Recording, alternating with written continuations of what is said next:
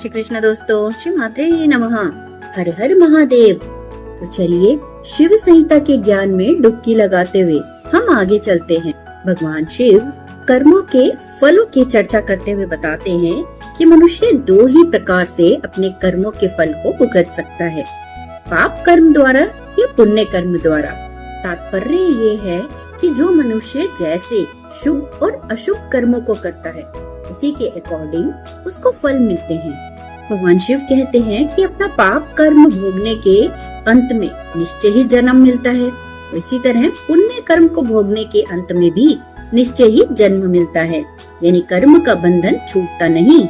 तात्पर्य यह है कि भगवान शिव कर्मों के फलों के त्याग पर जोर देते हैं और हर कर्म को समभाव से करने की प्रेरणा देते हैं। वे कहते हैं कि योग शास्त्र सबसे उत्तम है, जो कहता है कि अपनी आत्मा की तरफ मुड़ो, अपनी आत्मा को सुनो, आत्मा का मनन करो, जो सबसे श्रेष्ठ मार्ग है।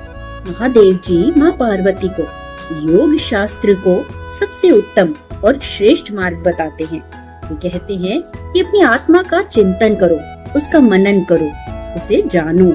भगवान शिव बताते हैं कि जो मनुष्य अपनी आत्मा को जानने लगता है, अपनी आत्मा के साथ एक रूप होने लगता है, उसे अहम ब्रह्मास्मि जो कि एक ब्रह्म वाक्य है, इसकी अनुभूति होने लगती है। उसे लगता है कि ये पूरा संसार एकमात्र वही है। वो यह समझने लगता है कि पूरी सृष्टि एक परम आत्मा से प्रकट होती है और फिर उसी में लीन हो जाती है, और मैं भी उस परम आत्मा का एक अंश मात्र ही हूँ।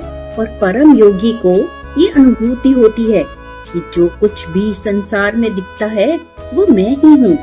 जिस प्रकार सूर्य का प्रतिबिंब पूरे विश्व में जल में एक जैसा पड़ता है, जल चाहे समुद्र का हो, नदियों का हो, या कुएं का हो, या कूपों का हो, या आप एक कटोरी में भी जल रख दो, हर जल के पात्र में सूर्य का प्रतिबिंब अलग अलग जान पड़ता है, परंतु सूर्य केवल एक है। इसीलिए आत्मा केवल एक है, एक ब्रह्म है।